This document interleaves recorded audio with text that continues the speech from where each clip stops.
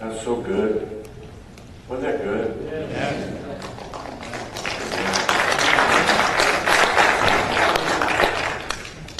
Thank you, worship team. I wish I remembered everybody's names. I know Gerald and Jared. But that, you guys are just awesome. You're anointed, and you're not just singing songs. You're singing love. You're singing love to our King. I love it. I'm thankful for CB and his wife and their staff. This is Staff Appreciation Month. You guys probably have one of the greatest staffs in the whole planet. I think that CB's probably one of the greatest leaders that maybe I've met in my life. So I honor him. He's a great man. You guys ought to clap for your pastor.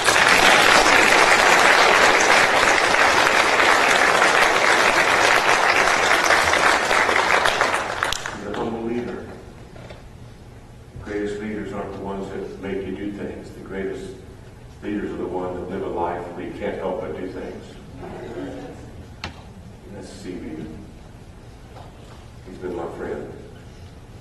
I'm thankful for Craig. How he taught this morning on prayer. I'm thankful for the prayers he prays for me. He gets up every morning and prays 3 hours for me. I couldn't do what I do without him. And I'm thankful for you, Craig. He's the holiest man I've ever met. I've met hundreds of thousands of people. He's the holiest man I've ever met. He makes me want to be more like Jesus. I'm thankful for Jay's teaching tonight on the need for healing and deliverance. If all of us were just living Jesus, we'd be living healing and deliverance. I'm thankful for the way Judy serves. I'm just thankful tonight. You're dismissed.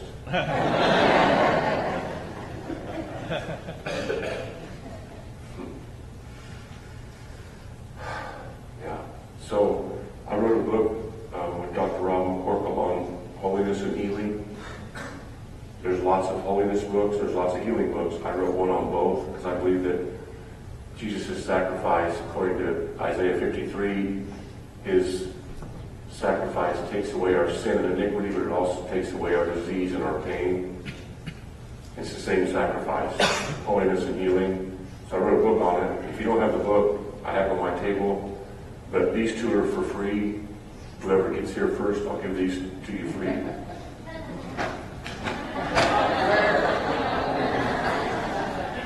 Yay.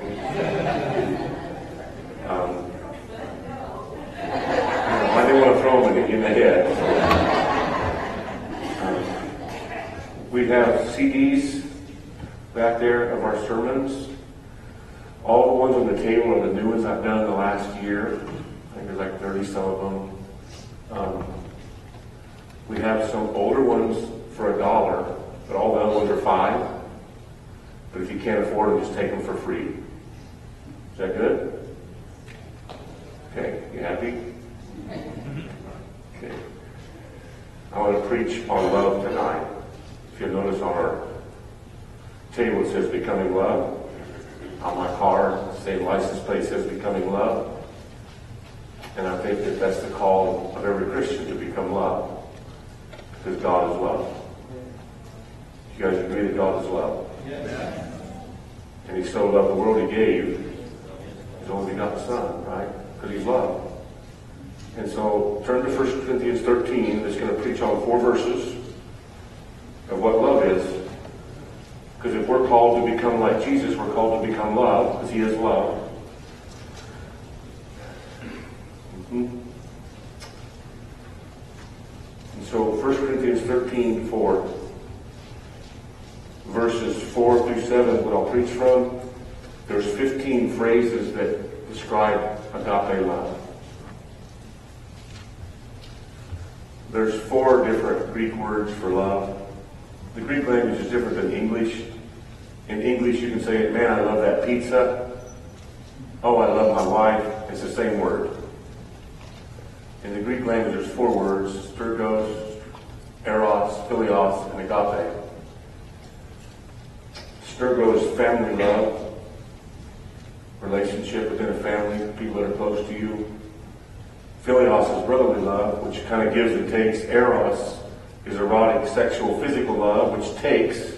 But agape is God love. This is describing agape. And so the 15 phrases, the first 2 kind of set the whole parameter of what love is. The next 8 list 8 things that love never does. And then the last 5 are the things that love does. So love, agape is a noun and a verb, both. It is something, but it also does things. You get it? Love is God. He's a person. He's a God. So it's something. It's a noun. But it also produces action, thoughts, prayer.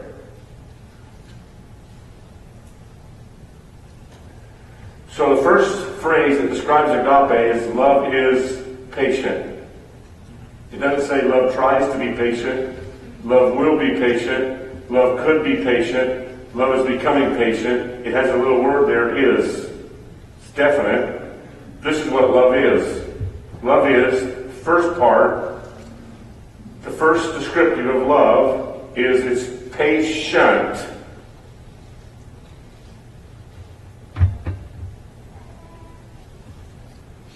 When the traffic's bad, when God doesn't seem to listen, when, well, here's an example. A couple of months ago when I was in California, I had something pop up on my phone and it says, check into your room now, which I stay in hotels for a living. So I thought, that's interesting. So I called Hilton up and said, how come I can't do this? Oh, you need the app. Oh, it's good. How do I do that? Just go to the app store and download it. Okay. So I did it. So I tried to do it. It wouldn't work. So I tried it again. It didn't work. Tried it again. It didn't work. We're about a half hour into it now. But who's keeping track? So I called them back. I said, oh yeah, let me walk you through this. So I did it. Yeah. Didn't work. This is so exhilarating that I've been able to travel for a decade and never have stress about being able to check into my room, and now that I think it's possible, it's caused me a lot of anxiety because I can't get the app downloaded. But love is so patient. Love wouldn't get upset about that, right? But I was getting a little fever. I went into the front desk. She goes, oh, the person at the front desk can help you if you're in a hamper. And I went in, oh, I can help you, Mr. Bohi. It's easy. Let me see. She said, see, look. I said, well, that's not my Hilton number. That's somebody else's number. Well, that's the one that came up. I said, well, I don't know how that happened. Well, I don't want to pick room for somebody else. I want to pick room for my number. I'm 45 minutes into it now. It's just a little simple procedure. App Store, Hilton, Honors, boom, boom. It just seems so easy. So I go back out to my car and I call Hilton again. They said, oh, let me pull up your account. Well, you have 2 account numbers. I do? Yeah. Well, how did I get the second one? Well, it looks like you added it about an hour ago. I said, I didn't do that. You guys did that. I didn't do that. I didn't have another account number. I want the same account number. Okay, we'll take that one off. Okay, thank you. I'm 3 hours into it now. I got so sick, I had to call my team up and say, I don't want to go to lunch. I lost my appetite. I'm frustrated. You guys go ahead. I'm just going to set the salt about not being able to get a Hilton app to work. Isn't that silly? See, if I was becoming love, I'd be patient. You know, when I drive, like I drove 8 hours to get here yesterday. The day before that, I drove 7 hours to get home so I could watch my grandson's football game. He actually is the second leading rusher in the state of Kansas, 6A. He's a good football player. He's got Nebraska and Oklahoma and a lot of schools looking at him. I mean, he's a stud. my grandson. Did I tell everybody he was my grandson? And so I got to the hotel last night. The lady she wasn't real super efficient. Giving me my key. I mean, I wasn't upset. I was just standing there smiling, telling her I love her, love Jesus. Jesus loves you. But if I would have revealed how I was feeling, I would have gone. Now, how easy is it for me to share Jesus with her after I roll my eyes at her? It probably doesn't work good. So love is patient. Love is patient. And I think it's the first of the 15, because if it wasn't the first one and you didn't actually become patient sometime, the other 14 would never have a chance to work. You've got to become patient. With God, with each other, with yourself. I mean, how long do I have to do this, God? Probably a little longer. Does that make sense? Love is patient. It wasn't until I became patient that my heart changed before my daughter. It wasn't until I became patient that my heart changed before my marriage. It wasn't because see, love is how everything works. You understand? If you're not becoming love, then you're doing some religious, ritualistic. I said this before when I was here. I think Jesus' life was a manifestation of love. Would you guys agree with that? Because a lot of people think he manifested holiness. If all he did was manifest holiness, he wouldn't have healed anybody. Everybody he would have touched would have been burned up. Because pure God holiness, flesh can't live in the presence of pure God holiness. So Jesus was so holy that he had to put on skin so he could manifest agape from his holiness. 1 Timothy 1:5 says the purpose of the whole Bible is written for this one purpose. You know what the purpose is? That we would love from a pure heart, with a clear conscience and a sincere faith. And if you want to know what that looks like, it looks like patience. I'm going to ask you a question. Do you love people tonight? Come on, anybody in this room love people? What about you other people who didn't raise your hand? Okay. So everybody in this room loves people. So my question is, how do you know you do? Are you patient with them? Because that's what love is. Are you patient with them? Because love is patient. So my question, do you love them? Yes. How do you know you love them? Well, third question, how do they know?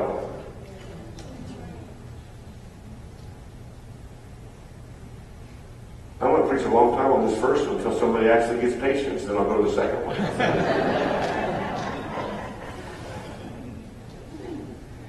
Love is so patient. That's how Paul could write, be anxious for nothing. How could he write that? Because he was patient.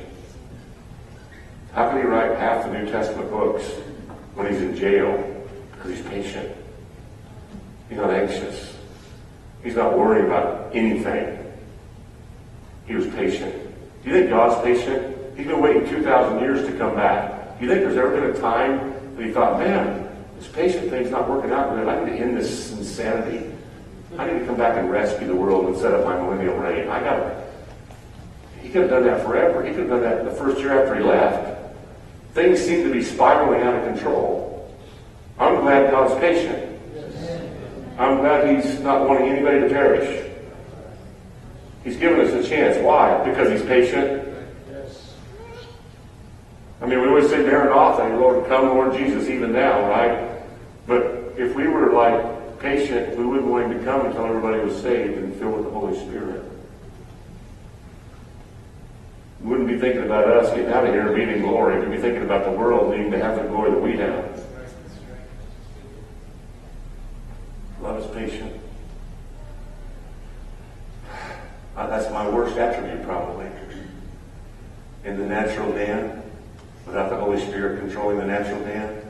I have 4 kids in 5 years. I build businesses to 500 employees. I go to 1,100 churches in 10 years. I don't go to 40 a year and spread it out for longevity. I try to burn out really, really fast because I don't have any patience. I want to see people have an encounter in every service. I want everybody healed right now. I don't want to wait. I don't want to do therapeo, process of healing. I want everybody to have sanctification now. I don't have good patience!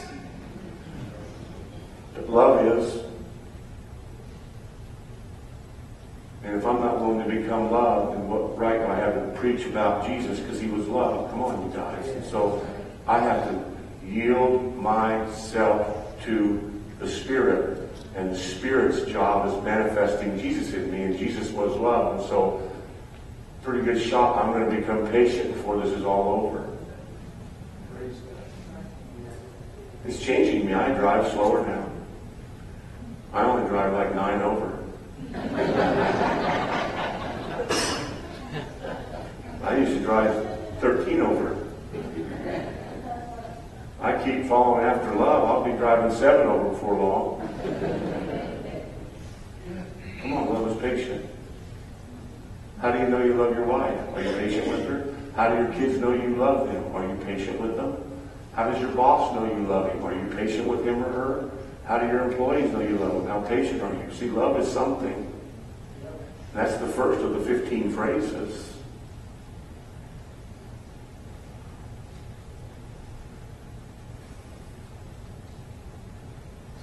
Aren't you glad there's only 15 points in this sermon?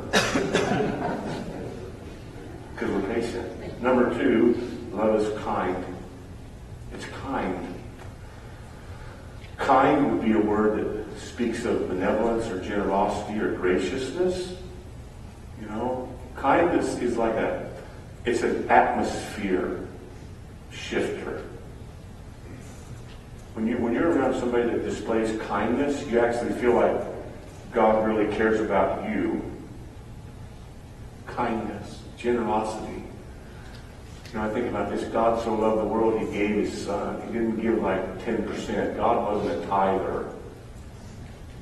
He gave everything because love is generous. Love doesn't withhold when it has the ability to solve. It doesn't say, well, they need to suffer a little more. I mean, I ask this question sometimes, and I don't want people to feel false condemnation. Sometimes I ask the parents, how many love your kids? How generous are you with them? Well, I want to make them, suffer a little bit like I did so they learn the value of money. That sounds like Jesus. No. Well, I want to give them everything when I die. That's good. So when you're 80, they'll be 60. Yeah, they'll probably need it then. Or I'm generous with them. Because that's what love is. I mean, how many love your pastor? Yay, how generous are you? Really? How many love your church? Yes. You guys do. People that come on Sunday night love your church. Sunday morning people, it's something they make you do to check it off. But you guys are the lovers. Come on, that's why you're here. So if you love your church, if you love your pastor, if you love the kingdom, if you love the work of this ministry, how generous are you? Yeah. Because that's what love is. Yes. Come on, it's not a theory. Yes. It's a reality. Yes. My father-in-law was the jail superintendent, and my Uncle Gary ran the statistics for our denomination for a decade at headquarters. I found out that usually Nazarene churches are really good, strong Nazarene churches if 20% of the people are tithers.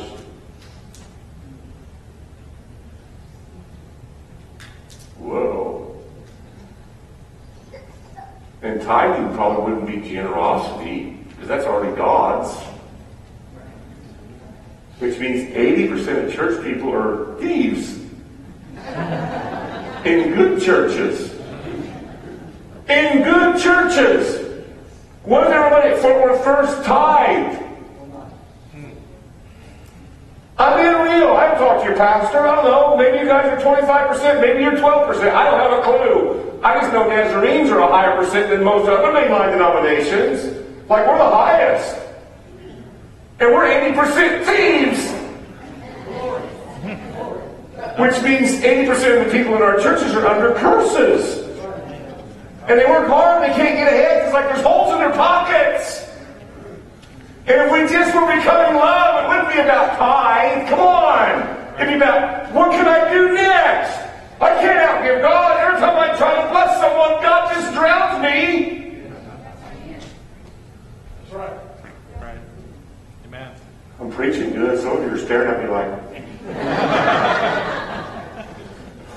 jealous because my team's good this year.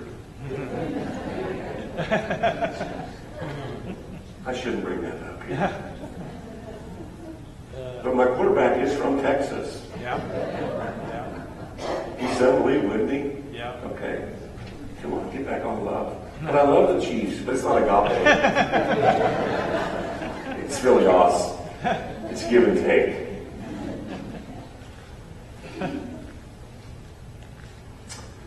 Love is generous. When we go to restaurants, sometimes when the Holy Spirit prompts you, you give 100% tip, and every single time the person's heart opens up and they want to know why. And most of the time they're willing to receive Jesus right there in a restaurant because of generosity. I think generosity opens people's hearts up more than any of these other 15 things. Would you guys agree with that? If somebody was generous with you, would it open your heart up to what they had to say? Why on Sundays are waiters and waitresses kind of discouraged because all the church people come, and if their parking situation is like yours, trying to get out of here after church, you can't get on the road because the line backs up a half a mile.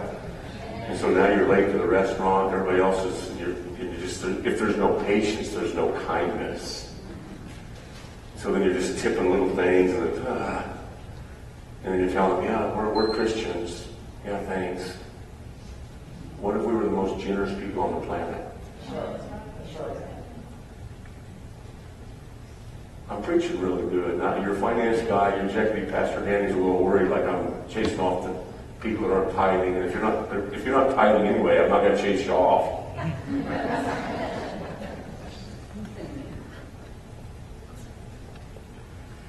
But love is generous. Love is kind. Love is patient. Love is not jealous.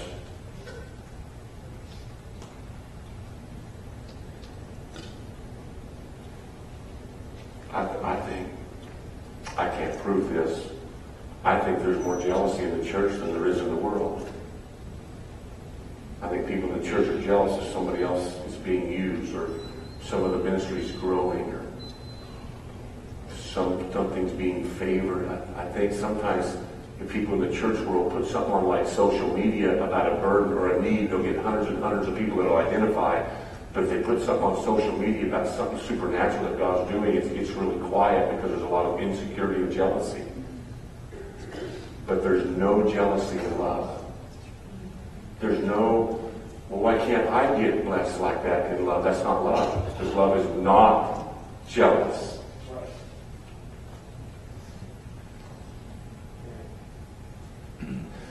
Every time I preach this message, it's just like it's hard on people.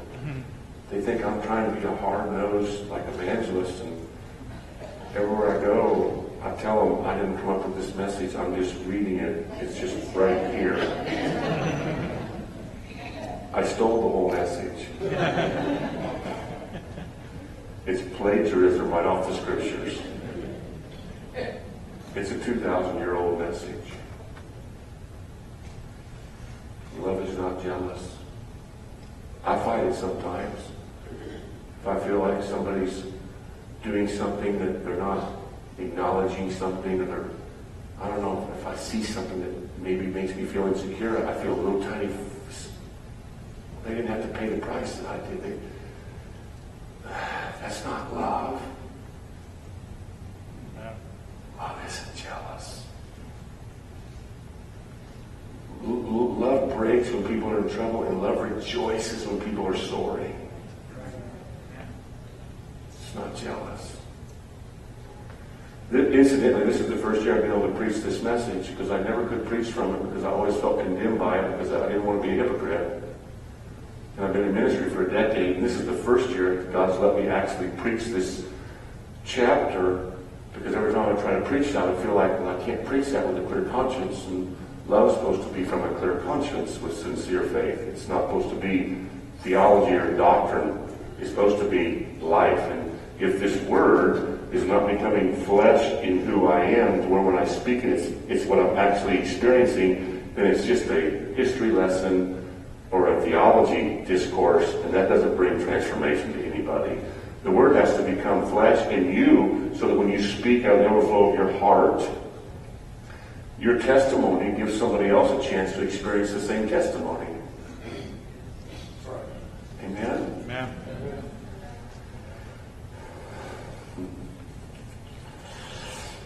Love doesn't brag. That's a tough one.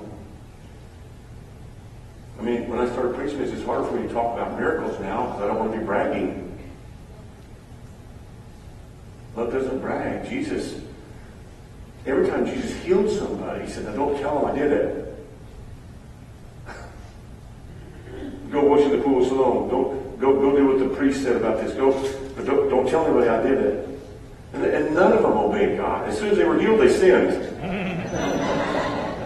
Jesus healed me. Jesus healed me. They didn't listen to it. They disobeyed me. Yeah. Aren't you glad he was patient and generous? Or he would have zapped the ones he healed for disobedience. Love doesn't brag. When I got called to do this ministry 10 and a half years ago, whenever I got called, and I got called in October 10th, 2008.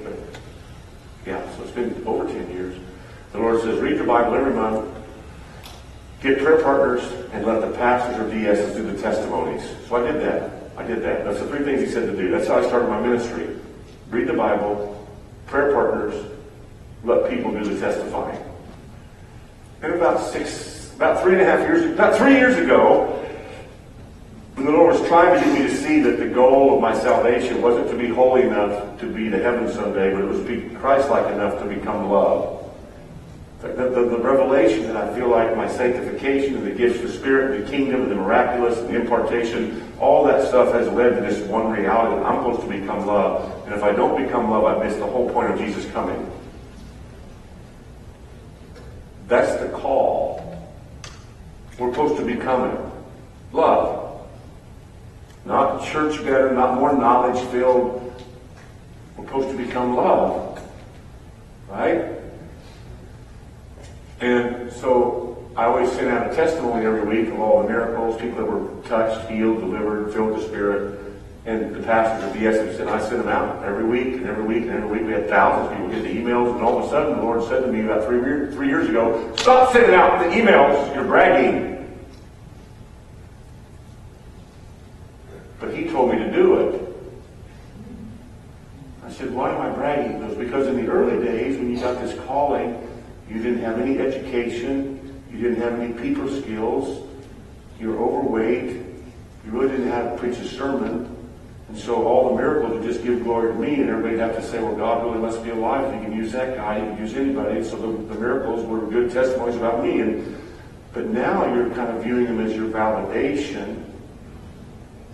Because when you send out these testimonies now, it's like you feel confident that you are validated by the testimonies against critics. Your testimonies overdo the critics, and you don't need any validation except just obey what I tell you. That's the only validation any Christian needs. It's just obey what I tell you. You don't need testimonies. So stop sending out the emails because you're bragging.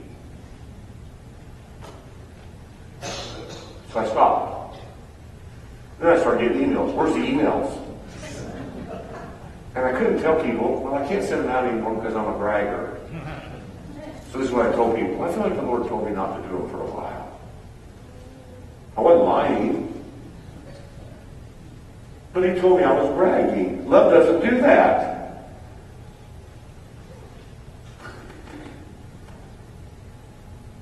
Well, what if none of us thought we had to brag?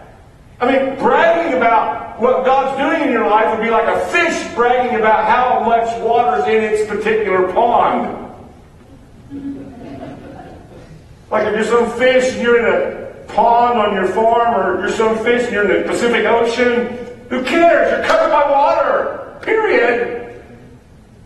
Don't brag about the water. Brag about the fact that God gave you gills and you can live underwater. Come on, we don't need to brag. You don't need to brag if you're becoming love.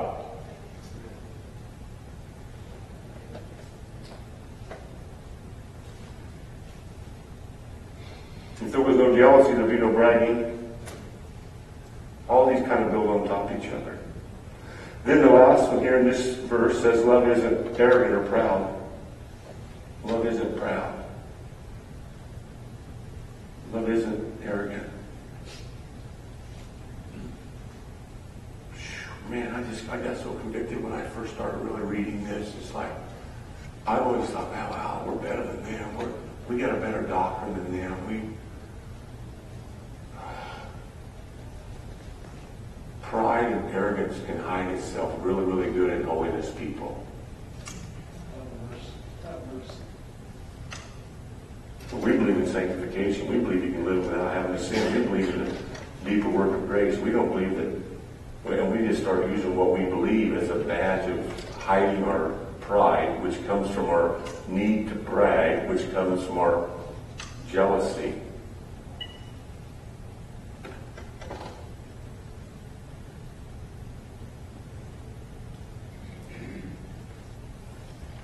You know, I'm thankful that God is so loving that He allows things to happen to you that takes away your pride. He allows things to come into your life that knock your pride out, so you have to rely on Him again. Because when you're holding on to Him with everything you got, there's not a lot of room for pride to build up. Amen?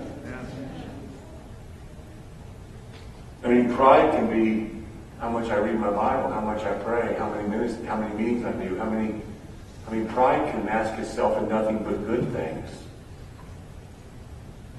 You see, this is pride, it's arrogance. If you're becoming love, it's like this. It's like this. Hey, I know you're going to crucify me, but I'm not worthy to be crucified upright. Do it upside down. That's Uncle Peter. Or, as Paul's being led to his beheading, he's speaking the whole way to his place of execution. Now, Dr. Luke and this other guy are following me. You just believe in what I'm preaching, and after I die, they'll baptize you and you can come to faith. So you're not afraid of losing your head. You just can't wait to preach the gospel one more time because there's no pride, there's no arrogance. Come on, there's no jealousy. It's all about Jesus. You're crucified with Christ. You no longer live. If you're becoming love,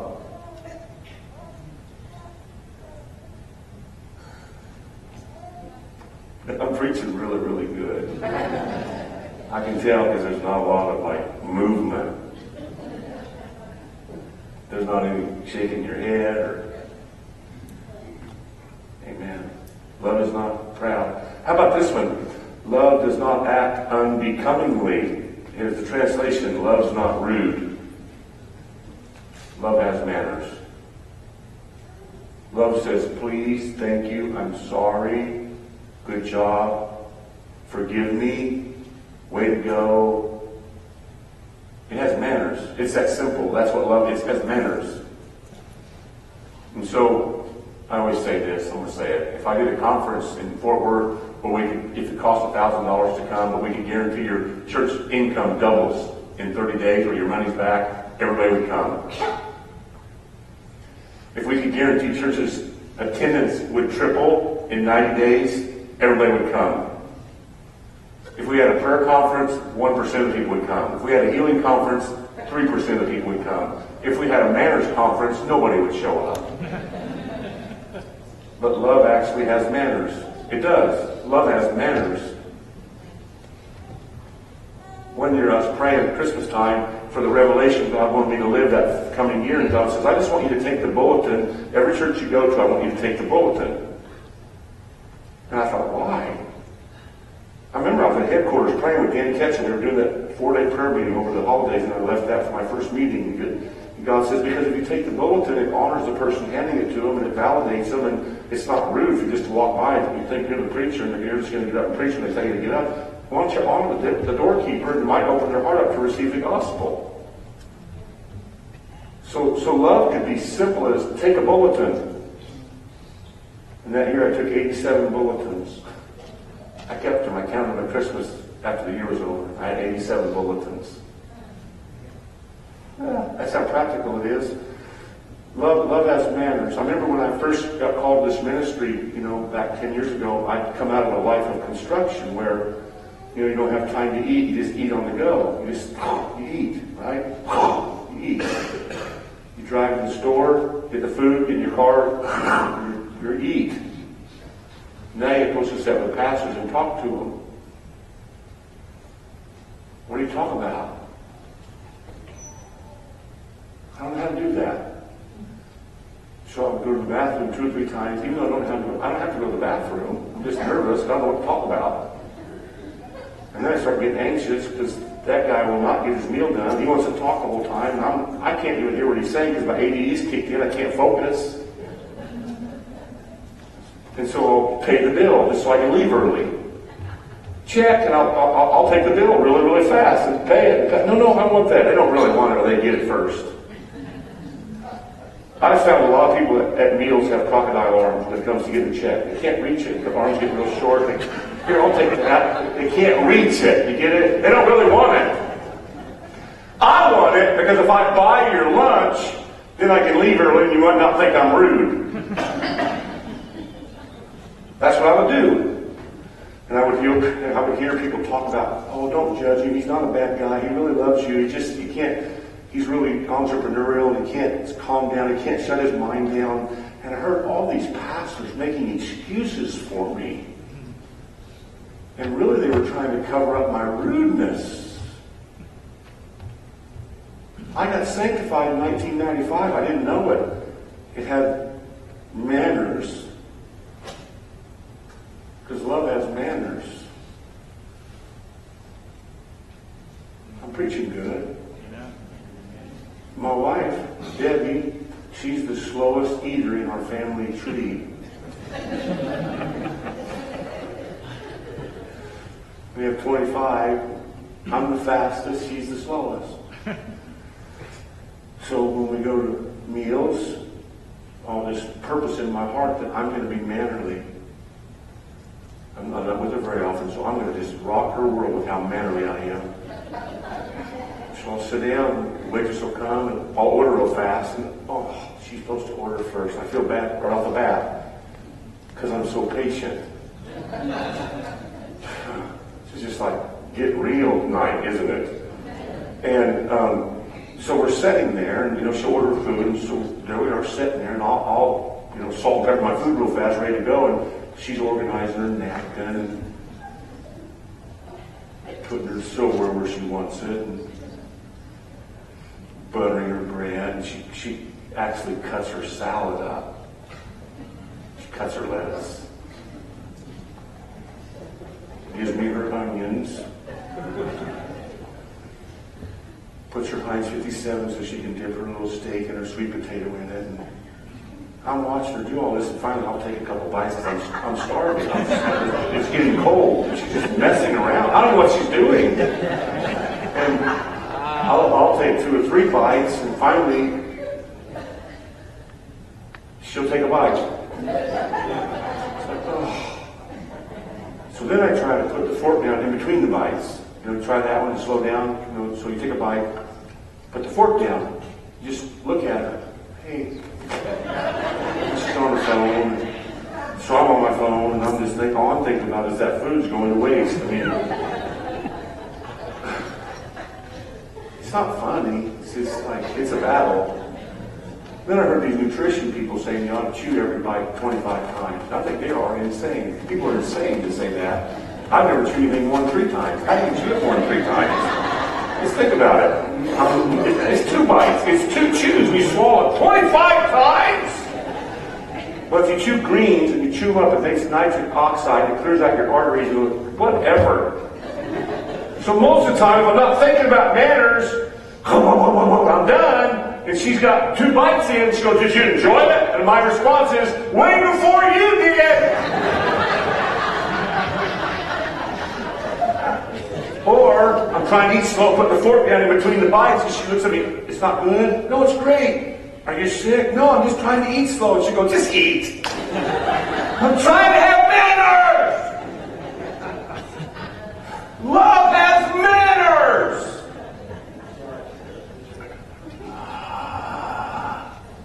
It's so practical. I know people in line out there today were coming from some other church because when I tried to cut in front of them, 3 of them walked out. They must have been Baptist or something. They must have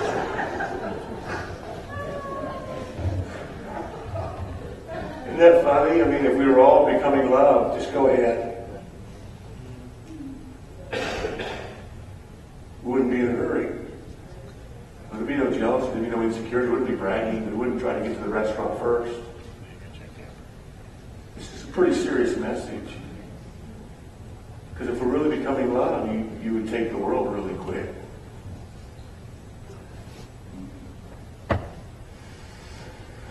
One time I was at this restaurant with this couple that's in ministry, and the lady sends back her steak 3 different times. It's like, I never would ever send my steak back. It's like, you know what they do to it.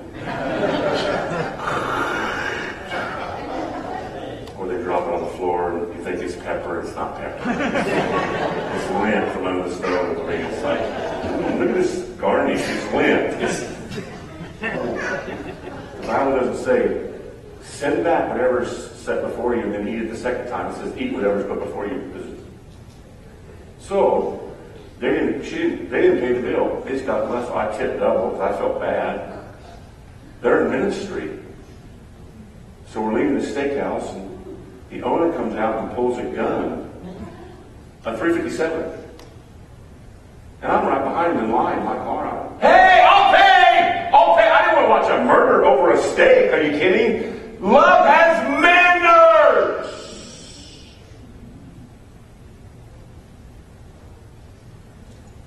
My mom, if you go to my mom's house for dinner, she'll go out in the yard and pick every little weed, every little stick out of the yard. Like, we're going to eat out of the yard. And then she'll dust the house, make sure there's all the chandeliers are clean. And she'll have all the little flowers on the table and the open Bible and the little salt shakers everywhere you can reach them. And everybody's little name. And I mean, it's like a mannerly event. My dad has none of that.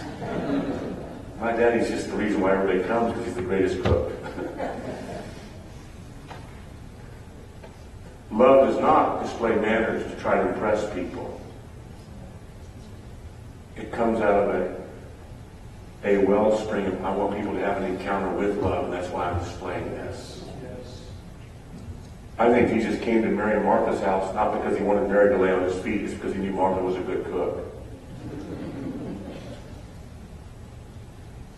But she got overwhelmed with trying to impress people with her 12-course meal that she wanted help, which indicates there's some bragging and insecurity and pride. You know, when you go to somebody's house, you can tell the moment the doorbell rings, it's like more powerful than grace, right? Everybody puts on the fake smile. Hey, welcome to our house. And they've been fighting all the day, trying to get the house just clean so you can put on the impression because there's a lot of pride involved. I would rather go to somebody's house and have a sandwich than a 7-course meal if everybody's going to be plastic and tense. Should I get off the manner one? Is that long enough? Okay, I'm done. Okay. Love has manners. It doesn't seek its own. Well, what about that phrase, you guys? What about none of us ever have our own agenda? Love would never seek its own. It wouldn't seek its own reputation. It wouldn't seek its own comfort. It wouldn't seek its own agenda. It wouldn't promote itself. What if we love so purely, all of us, we just love people like God loves us? We never had anything in our own agenda that we're trying to seek. We're just seeking that people should know God and they should have an encounter with Jesus and they should be set free by love. And wouldn't it be easier to become love if you didn't have your own agenda? Yes.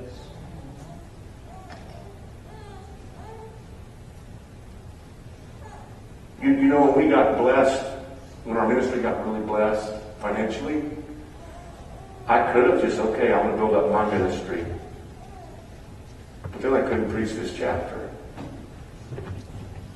Or I'd be a hypocrite. I wanted to build up other ministries. I'm not bragging. I'm just telling you that there's a responsibility. If you're going to become love, God will trust you with more. But then you'll have to stay love. Or pride will come in about how loving you are. Is anybody here with me? You see, our goal is to maybe someday have 1,000 ministries we support. And not build our ministry up. Build the kingdom of God up. But that wouldn't be seeking your own. That'd be seeking Him. What if every Christian had that same motivation? Would God trust us all with more? Love doesn't seek its own. Okay, how about this one? It's not provoked. Love's not offended. First of all, everybody's offended, or we wouldn't need healing and deliverance. Jay wouldn't have a job if nobody got offended. He'd have to be a normal preacher and just do 3 points instead of 52, or whatever he does. And he can't be offended if he's saying that, because he's becoming love. Seriously, love's not offended. What if none of us got offended? Come on. What if people couldn't make you mad? What if they couldn't make you upset? What if you didn't need healing because God didn't answer your prayer and you're mad at God? Or your dad never hugged you and you're mad at your dad? Or your spouse had an affair and you're mad at your spouse? Or just go down the list. Love is not offended. But all of us seem to get offended. But love isn't. Cool, this is a good message. I got Jesus taking a beating, and he could have just said, that's enough, and the guy's arm would have fallen off, but he's taking a beating, and then he's being mocked and spit upon, and I never once, when he's hauling the cross, and he's getting the nails, I never once heard Jesus say a response like, hey, Father, I'm offended. This is not fair. I mean, I healed them all. I brought some of their dead back, and they chose Barabbas over me. I mean, I got a bad attitude towards, I'm offended at Barabbas. I don't want to go to the cross anymore. I think we ought to change plans, Father, because I think I need a sabbatical. I need some healing prayer. How come we can't imagine Jesus saying that? Because he was unoffendable. Because Jesus was love. I get offended sometimes, but it's getting less and less. Come on. I used to get offended all the time. Now it's like I notice it if it ever happens, because it's getting rarer. So the scriptures is becoming flesh in me. It's getting hard for me to get offended. I mean, that's progress. Come on. I'm becoming more like him. I used to get upset all the time. You have to pray for it. I don't remember the last time I got offended. Praise the Lord. Because love's God. You know, Paul gets a rotting, gets beating after beating after beating, and he writes verses like, God works all things for the good. Are you kidding? Paul's in the inner prison. He starts singing worship songs. My Jesus, I love you. And an earthquake comes and everybody's chains fall off. And if Paul would have been like every other Christian, hey God, at least you can do is watch my back. I'm just trying to spread the gospel and they keep beating me everywhere I go. Paul never would have called a pastor on the way to revival and said, hey man, what's your hotel situation like? He would have called CP and said, hey, what's your jail situation like? Every town I go to, I get thrown in jail. You know what his attitude was? Hey, I'm chained to all the guards of the household of Caesar. I can't believe they're chained to me. They're going to have to come to faith because they're not going to get loose of me until they accept Jesus. How can people live that way? They're unoffendable. What's unoffendable? Love. How can you tell if somebody's in their faith for what God can do for them or for who God is in them? They don't get offended. Hebrews 12:14 says, follow peace with all men and seek the sanctification. Without sanctification, no one will see the Lord. That's a good holiness verse. The next verse is just as much a good holiness verse. It says, make sure no bitter root grows up within you. How would you ever get a bitter root? You get offended. Isn't this a great verse? Love's not offendable. Well, you don't understand what they did to me. It doesn't matter what they did to you. Love's not offendable. Well, you haven't been through what I've been through. No, I haven't, but Jesus has, and love's not offendable. Love goes into a wilderness and fights off the enemy, trying to get offended by the word, and he comes out anointed in the power of the Holy Spirit. Self-centered people following God go into the wilderness and they all die because of unbelief, because they're all offended. One took 40 years, one only took 40 days. I'm going to go to the next one. Love doesn't take into account a wrong suffered. In other words, if you're becoming love, you don't even keep track. You don't keep track of how many times somebody hurts you or does you wrong. And you know what we do? We say, well, I'm not going to keep track. I'm just going to write them off. Do we do that, guys?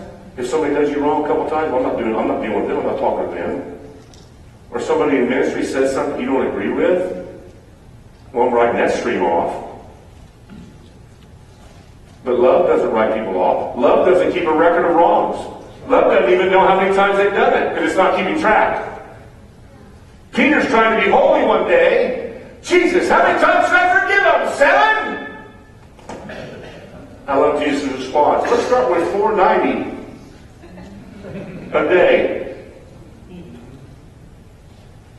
Who's keeping track? Come on, well, he abused me for 19 years. I know he did, but if he would have known who he was, he never would have done that. So he's hurting just as bad as you are, and I want to be your father to heal you. So if you could just trust me, you wouldn't have to be offended at him, and you wouldn't have to be offended at me, and you wouldn't have to think less of yourself, because love can heal you, because love never fails.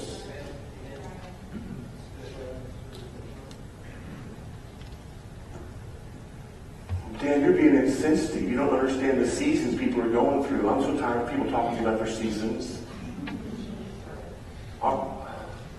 I want to go one place, to one church, one day before I die, and ask somebody, hey, how you doing? Well, I'm doing really good. He said, the kids and my back, and the job and the church.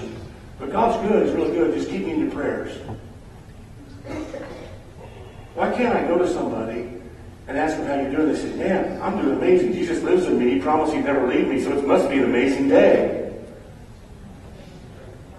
How about this one? You're here at work, and you're a lady that works with 4 people in your cubicle all around you. You're just doing away working, and your husband just got sick and he lost his job. You're losing your house in foreclosure in 3 months. You've got some kind of a spot. The doctors don't know what it is, so they have to do a biopsy. Your kids just got divorced, and 2 of your grandkids are on meth, and nobody in your whole workplace has a clue any of that's going on, because that's not your story. Your story is God's with you. He'll never leave you, and you never stop believing that. And so it's not about what you're ever going through. It's about what he went through 2,000 years ago, and you trust his word over your circumstances, and nobody in the whole workplace even knows you're going through anything. And 6 months goes by, and your husband gets healed, and they find out it's not cancer, and your kids get back together, and the grandkids get off meth, and you don't lose your house in foreclosure, and everybody finds out all later. They say, well, why didn't you tell us? I just didn't figure it was that big of a deal, because Jesus said he would never leave me or forsake me. I want to meet somebody like that. Oh, his name is Jesus.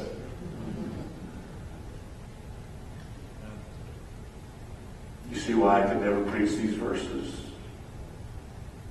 Because I don't want to be a hypocrite. I want to preach from what I'm becoming.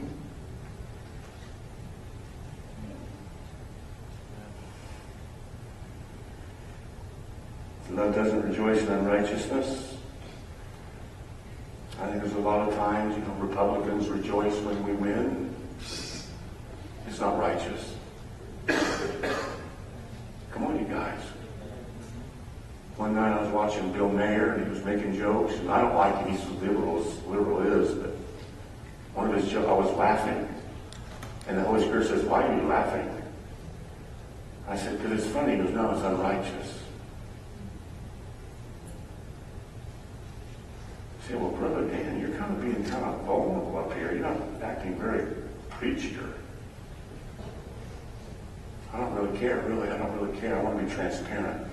I want to be pure, where you can look through me and see that the stuff that's not quite like him, I'm giving him permission to work on. Because I really want you to be able to look at me and just see him. I'm not making excuses. I'm not making excuses for blind spots. I'm saying all of us have them. But we need to let the Word become flesh in us. And we can't rejoice in unrighteousness. We can't throw other people under the bus when they fail. Because if we're becoming love, our heart would ache for them.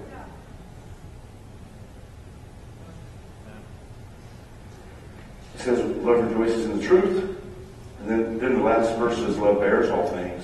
This is a hard one, which means you're going to build a protective covering over the person that's causing you the most anxiety.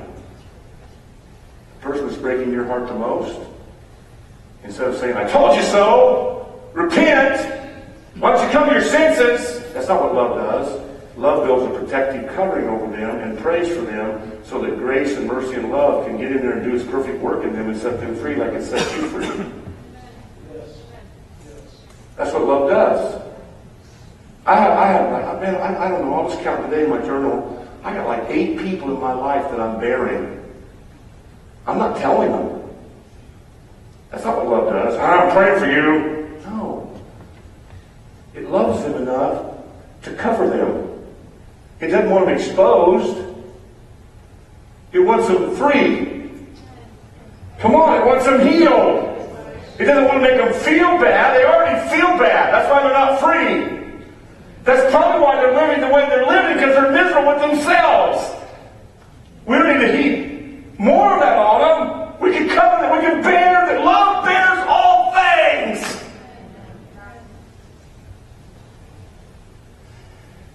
Love believes all things. At the prayer conference last week, I said, that's my hardest one. I think it is. It is. It is. That's my hardest one. Because belief believes right now that it's God's will, and all is included in that, which means I have to believe that God could start a revival at Fort Worth First Church that would change this city. Yeah. And I've been traveling for 10 years, and I've seen all these miracles and all this stuff happen, but I haven't ever seen a church take a city yet. And so I have a hard time believing that in America it could really happen. But it says right here that love believes all things. And so I need to yield a deeper part of my life and my heart so that I could walk into a place like this and not just believe that we'll have 3 good days of encounters, but really believe that somehow, some way, God could get a hold of the heart and the mind of everybody in this church, and they would become so much like Jesus that they could actually take the whole city for Jesus. That would be included in love believes all things. And I want to believe that way. In the past, I always believed that, but I started getting tired. And I would see great moves. And I'd come back 2 years later, it's the same church. It's like, God, are you sure I have to believe? But it says love believes all things. Then it says love hopes all things.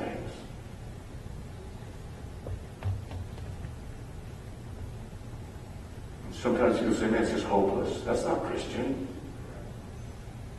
There's not much hope. Yeah, there is. Love always hopes. Come on. Love doesn't get into hope deferred. Love hopes all things.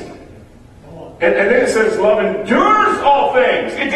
You can't stop it. It just keeps going. Not because of willpower, because of love power. It's like you're not doing it to prove you can do it. You're not doing it with determination and willpower. I'm just going to grit it out. That's not persevering love. Love is, man, you love me so much. This is all I can do. This is my reasonable act of worship. Right. Amen. It just endures. And it endures. And you get scourged 5 times. Where they tear all the flesh off your back, and instead of complaining one time, you say, God works all things together for the good. I can't wait till they lock me up again. I got 3 good books in my heart I want to write. I just don't have any time when I'm preaching every day. I need to get in prison again. Love endures all things. Not because it has to. It can't help but. Amen. And then it says love never fails. Whoa. Amazing. A couple years ago, I couldn't breathe. I was having trouble breathing a couple years ago. It was bad. I couldn't breathe. Jay had to help me walk into churches. I had to put my arms on his shoulders, and I would walk into church. So I thought I had asthma, so I got an inhaler, and it got worse. 2 months, couldn't breathe. Finally, my wife made me go to the ER, the ER, and they put me on an EKG and said, well, you're an AFib. What's that? Your heart's out of rhythm. Good. So I'm fibbing. Yeah, you're fibbing.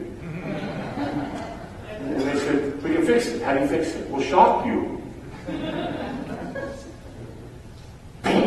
Shock me. Okay, that sounds comforting. That's good. One doctor said, hey, you ready to ride the white lightning? No, I'm not ready to ride. I don't want to ride the white lightning. So they checked me in the hospital there in Lakeland. I'm grumpy and I'm offended. I'm not patient. I'm sad. I'm afraid. And remember, perfect love gets rid of all fear, but I'm afraid. Which means I'm not becoming love. I'm focusing on me. It's just making sense to me. I'm focusing on Dan. I'm saying, why me, God? How did you let me get sick? I'm a faith man. I bring you to everybody. How did this? I don't sound nothing like Paul.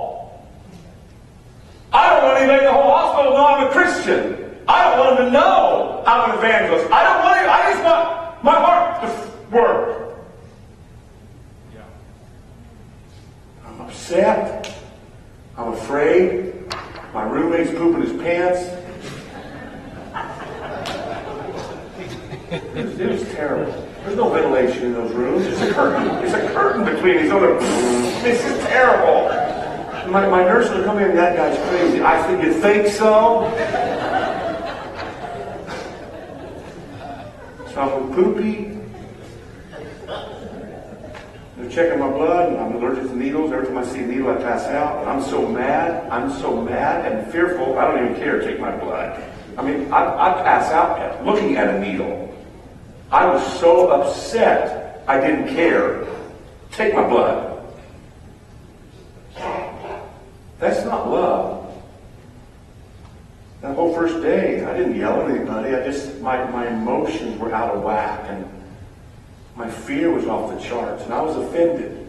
How could this happen to me, God? I don't have time for this, because love's so patient. And that night, it was 3 in the morning. I'd been in the hospital all day. The next day, they're going to do that, a cardioversion thing where they shock you.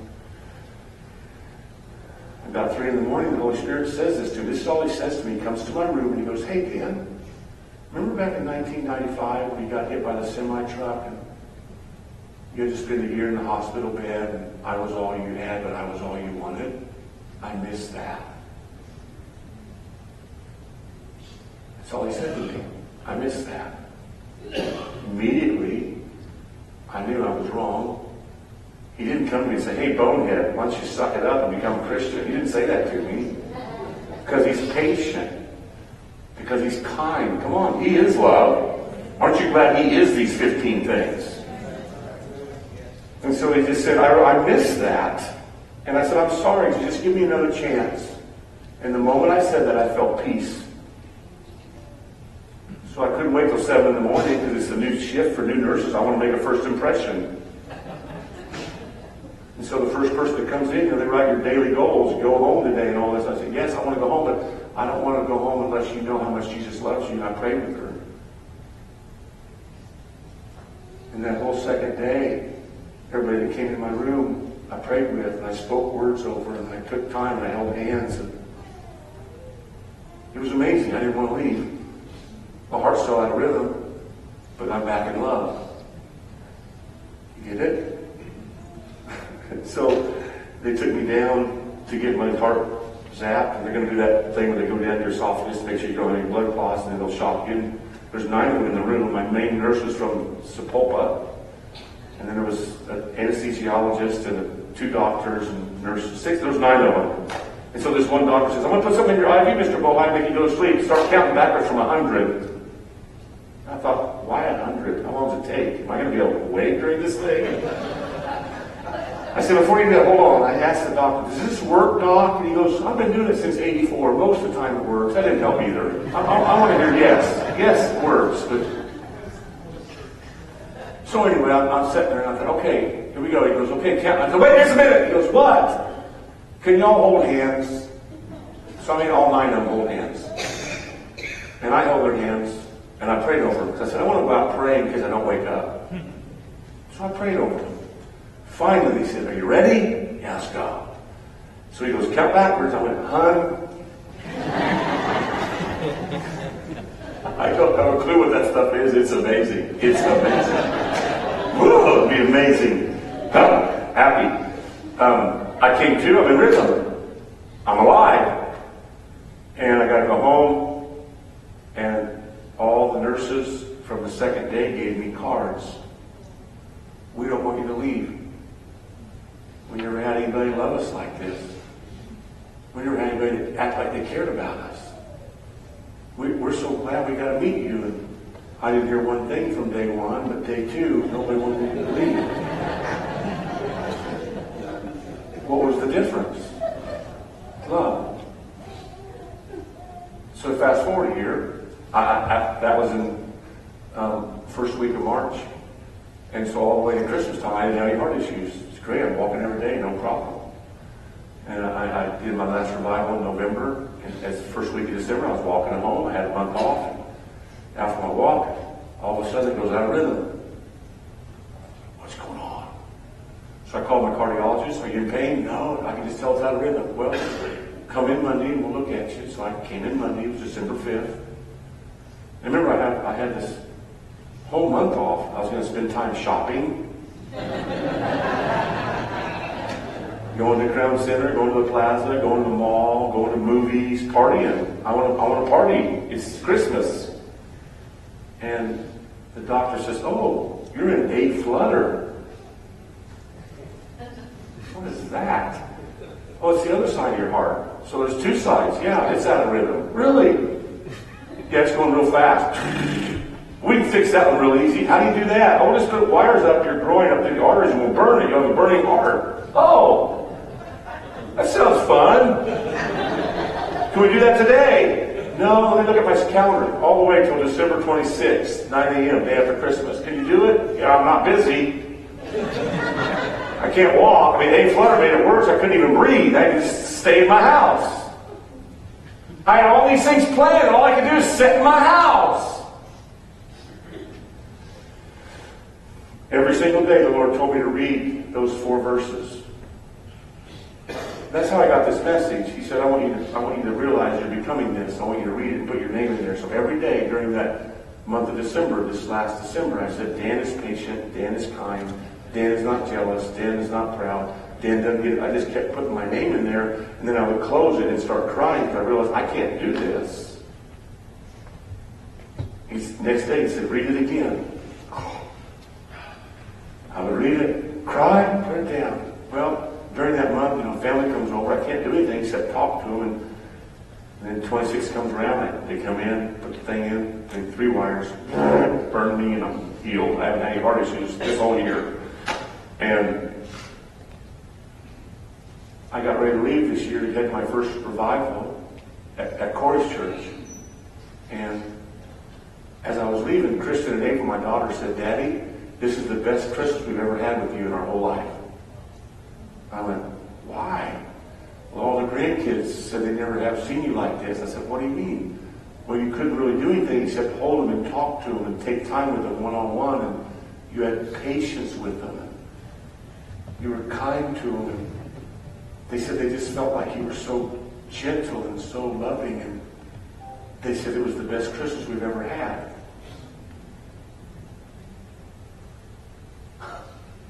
Love never fails. I'm going to read a story, and then I'm going to close. I'm sorry I went so long. I won't go this long again. Mabel is a shining example of the paradox of this kingdom life that we can live with Jesus. Her life was written about by Tom Schmidt, an Nazarene pastor on the West Coast, when he was in college. The state-run convalescent hospital is not a pleasant place. It is largely understaffed and overfilled with senile, helpless, and lonely people who are waiting to die. On the brightest of days, it seems dark inside and smells of sickness and stale urine. Tom writes, I went there once or twice a week for 4 years, but I never wanted to go there, and I always left with a sense of relief. It's not the kind of place that we ever get used to. On this particular day, I was walking in a hallway that I had not visited before and looking in vain for a few who were alive enough to receive a flower or a few words of encouragement, and this hallway seemed to contain some of the worst cases strapped into carts or wheelchairs. They looked completely helpless. As I neared the end of this hallway, I saw an old woman strapped in a wheelchair.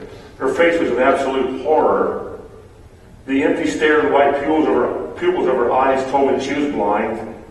The large hearing aid over one ear told me she was almost deaf. One side of her face was totally being eaten away by cancer.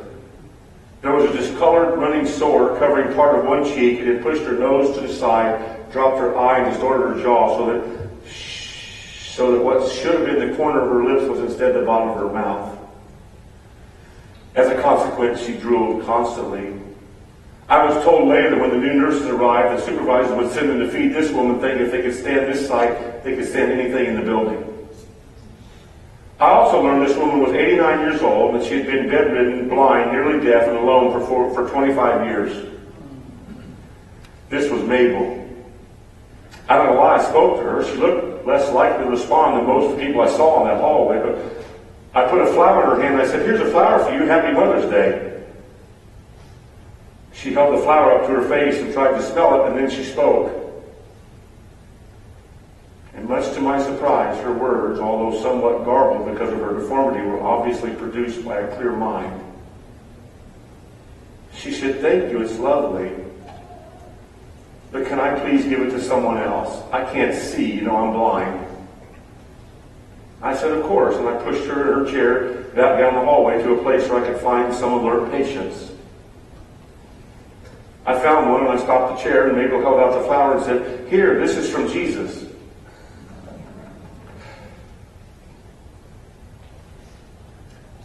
That was when it began to dawn on me that this was not an ordinary human. Later, I wheeled her back to her room and I learned her story. She had grown up on a small farm that she managed with her mom until her mama died. Then she ran the farm alone until 1950, when her blindness and sickness sent her to the convalescent hospital for 25 years. She had gotten weaker and sicker with constant headaches and backaches and stomach aches, and then the cancer came. Her 3 roommates were all human vegetables who screamed occasionally but never really talked. They often swallowed their bedclothes. And because the hospital was understaffed due to budget cuts, especially on Sundays when I visited, the stench was often overpowering. Mabel and I became friends. Over the next few weeks, I went to see her once or twice a week. For the next 3 years, her first words to me were usually an offer of hard candy from a tissue box near her bed. Some days I would read to her from the Bible, and often I would pause and she would continue reciting the passage from memory, word for word. Other days I would take a book of hymns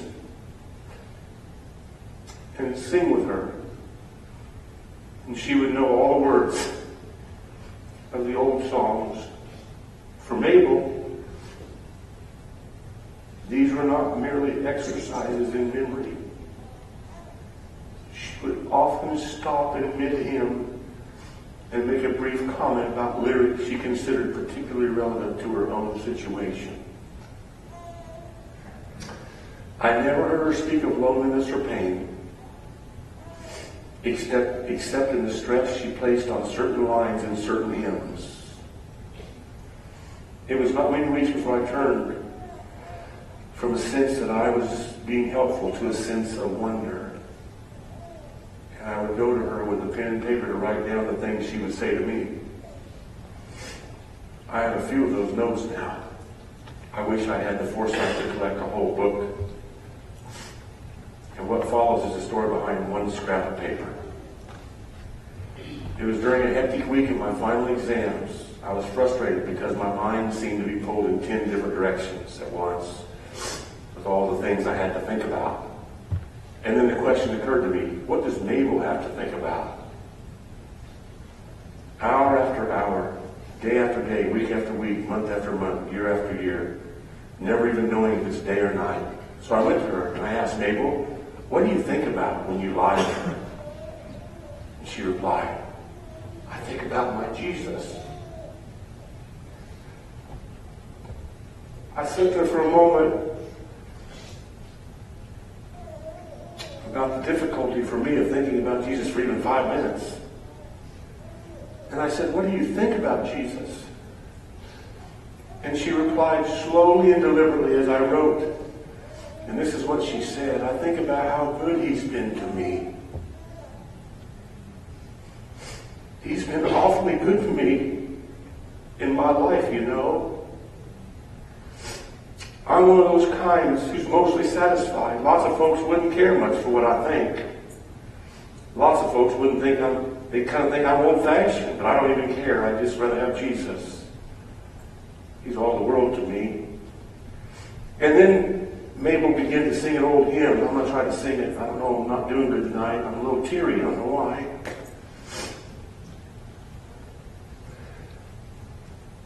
Jesus is all the world to me.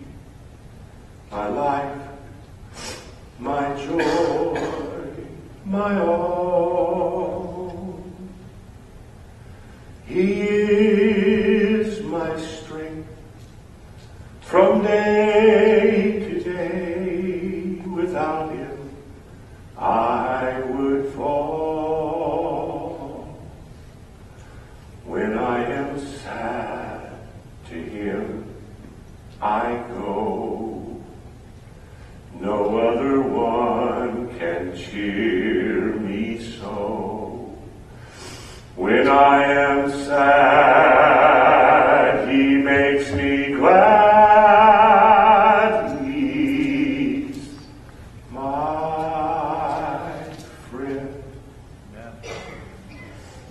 Incredibly, as it may seem, a human being really lived like this. Tom writes, I know, I knew her. How did she do it? Seconds ticked, the minutes crawled. So did the days, weeks, and months and years of pain without human company, without an explanation of why. It was all happening, and she lay there and sang hymns and quoted verses. How did she do it? The answer is, I think, Mabel found something you and I don't have much of. She found the power of love. Yeah. Love never fails. That's right. What if all of us would let God empower us to become love? The world wouldn't stand a chance. Yeah. Yeah. That's right. I think I'm done preaching. If you want to play something on the guitar. My nose is just nuts. I'm sorry. Thanks, CB.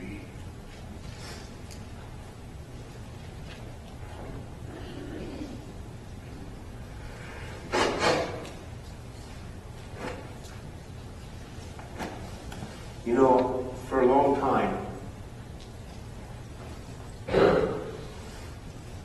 I felt like I had to do things to earn my keep. I needed to make sure something happened in the meeting. In recent months, I don't feel that.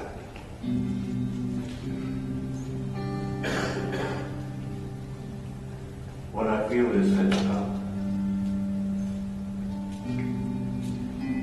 if he wrote that this is what love is, then he has to give me the ability by his grace, his power to become it. Because there's no human that can become love. Nobody can do this. There's only one righteous one. But he lives in all of us. And if we're willing to yield and die deeper deaths, I think we can experience greater glories.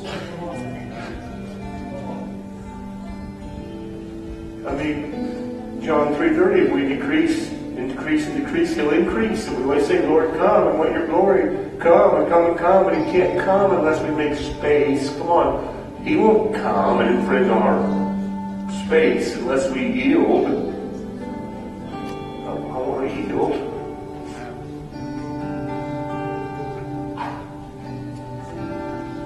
I want to yield.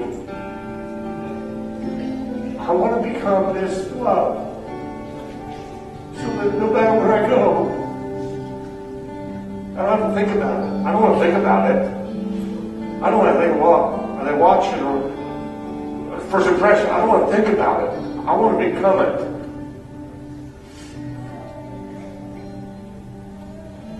I don't feel guilt. You understand? I don't feel condemnation. I don't feel that's legalism. I don't feel none of that. He's done so much. He's been so good. Amen. That's right. So this is, I don't know how to end services. It's ridiculous. I don't know how to end services. But if you want to become love, if the Holy Spirit's saying this is what you need to become, just let me take over, let me lead you, let me empower you, let me crucify the areas that need to be destroyed. I'm tired of altar calls. I've seen so many altar calls. I just want you to let Him do it. Yeah. I just want you to let Him become as real to you Yes. as He was in His own body. Come on, we're His body. That's right. He's the head, we're the body. And if Jesus could live love, then we can. All of us could do this. Yes. And so as they play, just talk to Him, would you? And just yield. Just yield. Just submit. Just let's submit to God. Yes. If you need to come to the altar, come to the altar. If you need to lay on the ground, if you need to stand up, if you need to go hug somebody, it doesn't matter.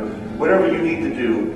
Can we just spend some time and say, God, I want to become love. I want to become the message. I want to become your body. I want to be just like Jesus. And let's do that as they play.